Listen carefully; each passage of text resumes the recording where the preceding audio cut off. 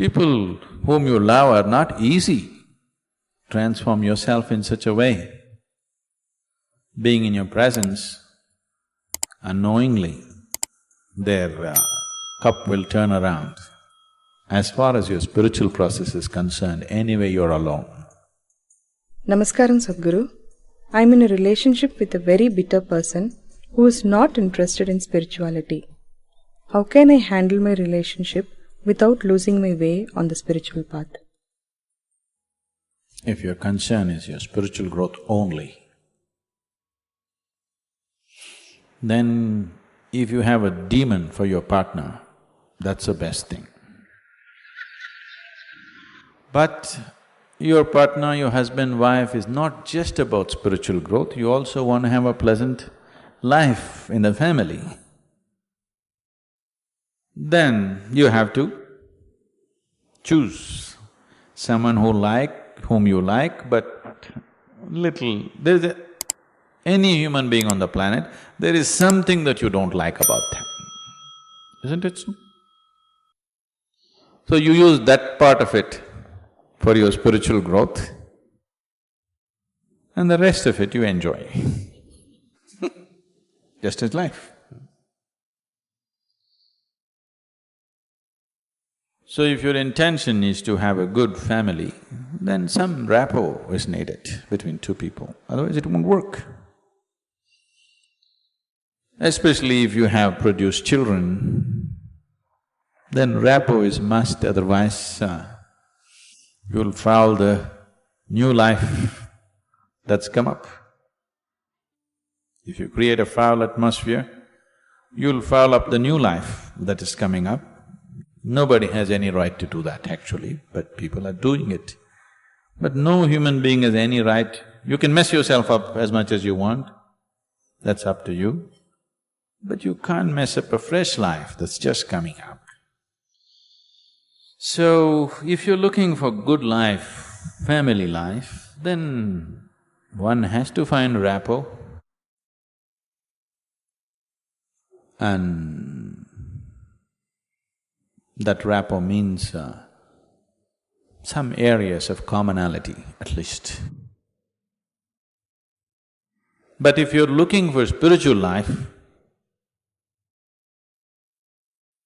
it doesn't matter what kind of person he is, you can use everything for your growth. Everything for your growth, if that's all your focus is. But generally your focus is both ways, you want to have a little bit of that and a little bit of this. So mixed fare.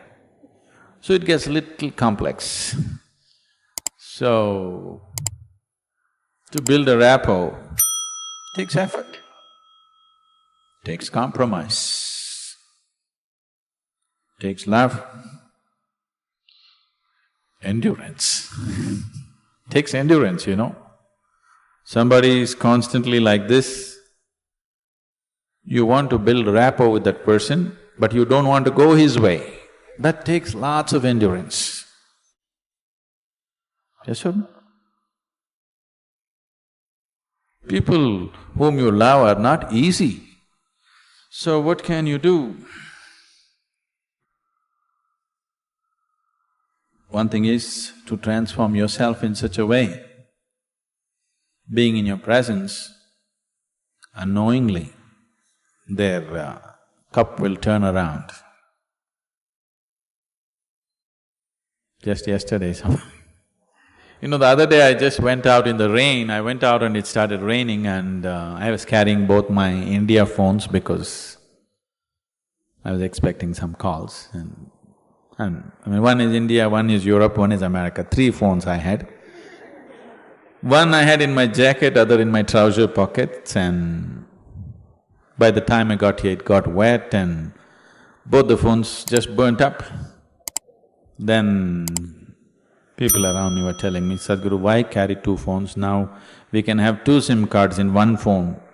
If you hold it like this, you can speak on the India SIM card. If you turn it around, it just shifts into the other SIM card. You don't have to switch anything, just this way it handles one SIM card. If you turn it around, it handles another SIM card. You have to become like this. I was very suspicious of this phone, I didn't get it, but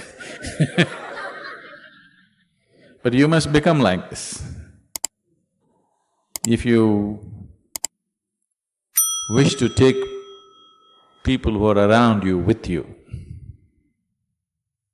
if you want to walk alone, it's very easy. If you want to take people with you, then it takes a considerable amount of effort. When Gautama was asked this question, is it better to walk alone on the path or with a companion? He's not like me, he's dry. He said, it's better to walk alone than to walk with a fool. He's not saying don't walk with anybody, he's not saying don't have companions, but he said it's better to walk alone than walk with a fool. Because they can drain you, they can take such a lot of energy and time, and you don't know, they may be stronger than you and they may take you their way than you taking them your way. There's every possibility, yes? So, I won't say what Gautama said. All I am saying is, it doesn't matter how you walk, as far as your spiritual process is concerned, anyway you're alone. Nobody is with you.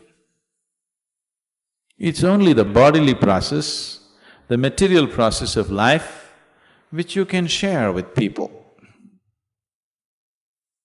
You come alone and you go alone, isn't it? Even if you have a twin brother or a twin sister, you still come alone and go alone, isn't it so? So when it comes to the spirit, anyway, you walk alone. So don't mix that up.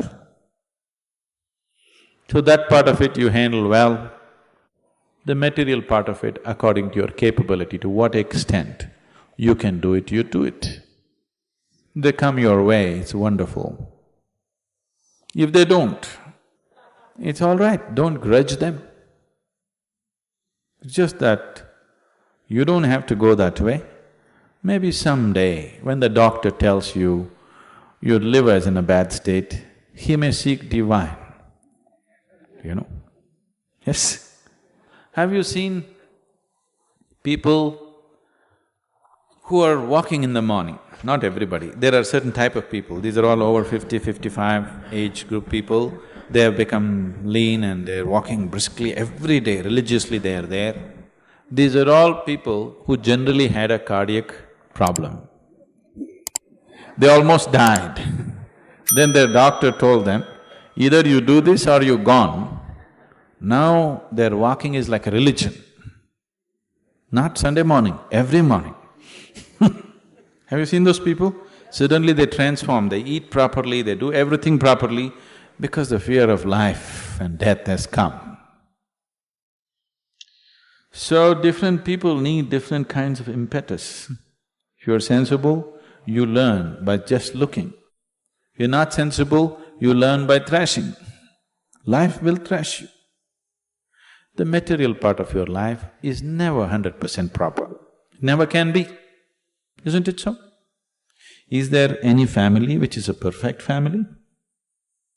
Is there any relationship which is a perfect relationship? Is there any business which is a perfect business? Is there any career which is a perfect career? There is no such thing, don't seek that. Your life will become wasteful and fanciful if you seek such things. They all happen to the extent you're capable of handling them, that's all. So, you make sure the spiritual part of your life, you handle it 100% properly.